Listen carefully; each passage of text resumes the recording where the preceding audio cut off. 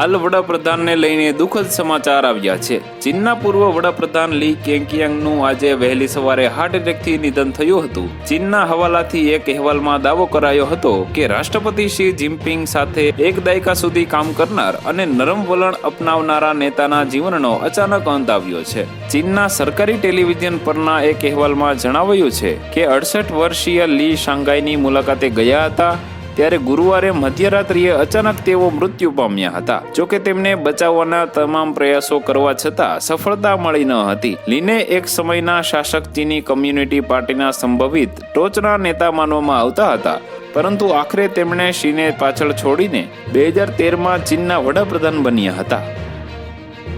તો વધુ માહિતી મેળવવા માટે ચેનલ સાથે જોડાયેલા રહો। વિડીયો પસંદ આવે તો લાઈક કરી દેજો, ચેનલમાં નવા છો તો સબસ્ક્રાઇબ કરી દેજો।